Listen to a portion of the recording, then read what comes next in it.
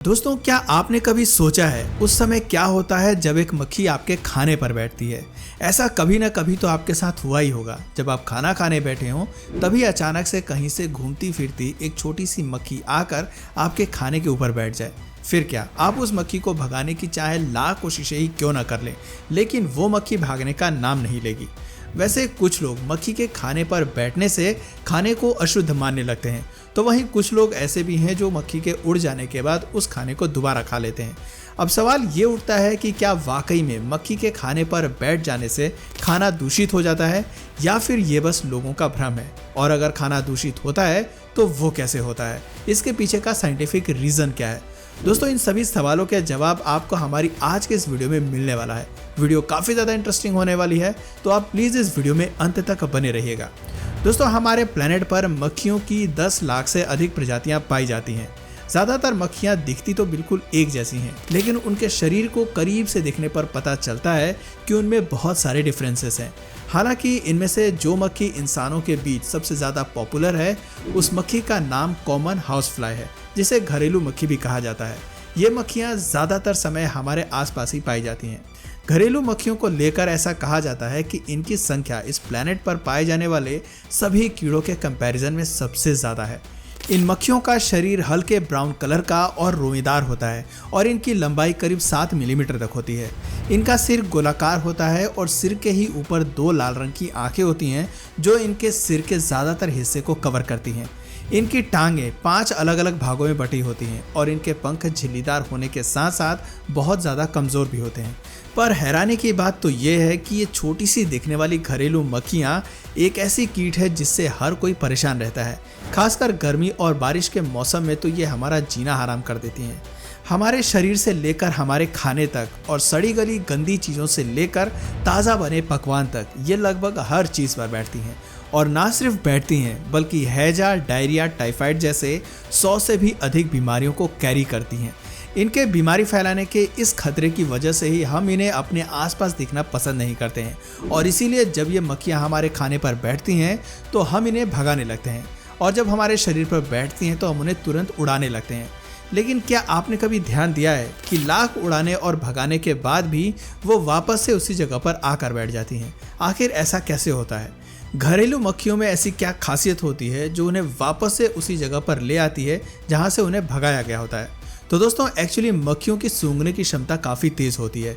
एक बार इनके मुंह में जिस चीज़ का स्वाद लग जाता है उसे वो भूलती नहीं है, और इसीलिए वो बार बार उसी जगह पर आकर बैठती हैं। और रही बात हमारे शरीर की, तो मक्खियों के बारे में कहा जाता है कि उनके पसंदीदा भोजन में पोटी, कचड़ा, सड़े गले मांस, हम इंसान और हमारा भोजन शामिल होता है। यहाँ बाकी सब तो ठीक है, लेकिन जब इंसान की बात होती है तो हम थोड़ा सोच में पड़ जाते हैं कि एक इंसान भला मक्खियों का भोजन कैसे हो सकता है। तो दोस्तों, आपको बता दूं कि एक्चुअली हम इंसान नहीं बल्कि हमारा पसीना मक्खियों को काफ़ी भाता है। ये इंसान के शरीर पर बैठकर उसकी त्वचा से अपना खाना यानी कि हमारे पसीने को चूसती हैं। और जैसा कि आप सभी जानते हैं, गर्मियों में हमें पसीना अधिक आता है, इसलिए गर्मियों में मक्खियाँ अक्सर लोगों को परेशान करती हुई नजर आती हैं। खैर, इसके अलावा हम इंसान हर वक्त कार्बन डाइऑक्साइड गैस रिलीज करते रहते हैं, जो कि मक्खियों को काफ़ी ज़्यादा अट्रैक्ट करता है। इसलिए आपने नोटिस किया होगा कि एक बार हमारे शरीर पर बैठने के बाद इन मक्खियों को हम चाहे कितनी ही बार क्यों ना उड़ा लें, लेकिन वो वापस से शरीर पर आकर बैठ जाती हैं। वैसे दोस्तों, ये सिर्फ लोगों द्वारा दी गई थ्योरीज हैं। मक्खियों का बार बार वापस लौटकर उसी जगह पर बैठने के पीछे का कोई ठोस साइंटिफिक रीज़न अब तक पता नहीं लगाया गया है। खैर, आपको जानकर बेहद ही हैरानी होगी कि घरेलू मक्खियाँ कभी भी अपने मुंह से काट नहीं सकती हैं, क्योंकि इन मक्खियों के दांत नहीं होते हैं, और इसी वजह से इनका भोजन करने का तरीका भी काफ़ी अलग होता है। मक्खियों का मुंह एक स्पंज की तरह काम करता है जो भोजन को सोख लेता है, और इनकी जीभ बिल्कुल स्ट्रॉ जैसी होती है, जिस वजह से ये ज़्यादातर लिक्विड सब्सटेंस को ही अपने भोजन के रूप में ग्रहण करती हैं। इवन ये दूसरे कीड़ों के मर जाने के बाद उनके शरीर के लिक्विड सब्सटेंस को चूसती हैं, और जब इन्हें अपने खाने में लिक्विड नहीं मिलता है तब ये उस पर थूक देती हैं, और फिर इनका सलाइवा भोजन को इस लायक बनाती हैं कि वो उसे आसानी से खा सकें। दोस्तों, मक्खियों की सलाइवा में अत्यधिक मात्रा में जर्म्स और बैक्टीरिया पाए जाते हैं जो खाने को दूषित करने का काम करते हैं। इसके अलावा जब कोई मादा मक्खी खाने पर बैठती है तो कई बार वो खाने पर ही अंडे दे देती है। इसीलिए हमेशा हमें उस भोजन को खाने से बचना चाहिए जिस पर कोई मक्खियाँ आकर बैठी हों। वैसे जब अंडे की बात हो ही रही है तो दोस्तों मैं आपको बता दूं कि मक्खी जब अंडे देती है तो उन अंडे में से मैगोट्स बाहर निकलते हैं जो कि प्यूपा बनने से पहले सड़ी गली चीज़ों को खाते हैं और लगभग 1 हफ्ते के बाद ये प्यूपा में बदलते हैं। प्यूपा में बदलने के बाद 2 से 6 दिनों में ये पूरी तरह विकसित हो जाते हैं, यानी एक एडल्ट मक्खी में कन्वर्ट हो जाते हैं। इन एडल्ट मक्खियों का जीवन काल लगभग 1 महीने का होता है और उस दौरान ये सैकड़ों अंडे देती है। दोस्तों जब डिजीज़ को फैलाने की बात आती है तो ये ज़रूरी नहीं है कि सभी मक्खियाँ इनके लिए जिम्मेदार हों, बल्कि वो कहाँ से आई है ये ज़्यादा मायने रखता है। हालांकि इस बात में भी कोई संदेह नहीं है कि मक्खियाँ ज़्यादातर गंदी जगहों जैसे कि कूड़ा कचड़ा, सड़े गले पदार्थ और जानवरों के पास पाई जाती हैं और जब ये खाने पर बैठती हैं तो ना सिर्फ खाने को दूषित करती हैं बल्कि खाने पर हानिकारक बैक्टीरियाज, पैरासाइट्स और वायरस छोड़ देती हैं। और ऐसे में अगर कोई इंसान गलती से भी इस खाने को खा लेता है तो वो कई सारे खतरनाक रोगों को आमंत्रित कर देता है। दोस्तों आपने गौर किया होगा कि मक्खियाँ जब भी कहीं बैठती हैं तब ये लगातार अपनी टांगों को रगड़ती रहती हैं। साइंस की माने तो अगर कुछ सेकंड तक लगातार इन्हें गौर करें तो आप समझ पाएंगे कि ये न सिर्फ अपने दोनों पैरों को आपस में रगड़ती हैं बल्कि अपने पैरों को ये अपने सिर व पंखों पर भी फेरती हैं और ऐसा मक्खियाँ अपने साफ सफाई वाले नेचर की वजह से करती हैं।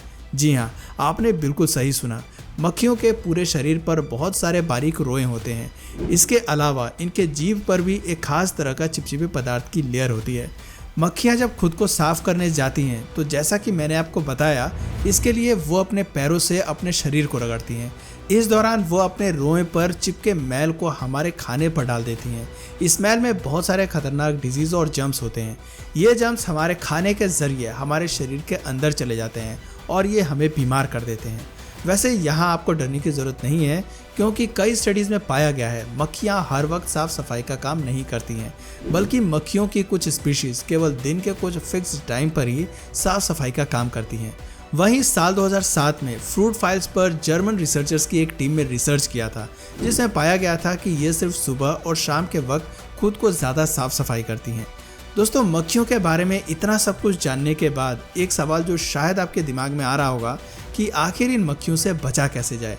तो दोस्तों मैं आपको बता दूं कि मक्खियां उस समय ज़्यादा आती हैं जब घर के किसी न किसी कोने में गंदगी मौजूद हो और ऐसे में मक्खियों से पूरी तरह से छुटकारा पाने के लिए आपको रेगुलर बेसिस पर घर को साफ रखना होगा। किचन के डस्टबिन को डेली खाली करें, जूठे बर्तनों को सिंक में ज़्यादा देर तक न छोड़ें, साथ ही खिड़की दरवाजे में नेट लगा कर रखें, बाहर मक्खियों के लिए बचा हुआ खाना न छोड़ें और आप इस बात का भी खास ख्याल रखें कि जब भी आप खाना पकाएं तो खाने को ढक कर पकाएं। इसके साथ ही थाली में खाना परोसते समय आप इस चीज़ का भी ध्यान रखें कि वहाँ आसपास कोई मक्खी मौजूद ना हो। दोस्तों इतनी सावधानी बरतने के बावजूद भी अगर कहीं से कोई मक्खी आकर आपके खाने पर बैठ जाती है तो मेरी आपसे रिक्वेस्ट है कि आप उस खाने को या तो फेंक दें या फिर उस खाने को वापस से गर्म कर लें।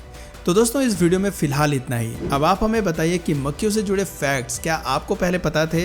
यस या नो में अपना जवाब हमें नीचे कमेंट सेक्शन में ज़रूर बताएं। उम्मीद है वीडियो से आपको काफ़ी कुछ नया सीखने को मिला होगा।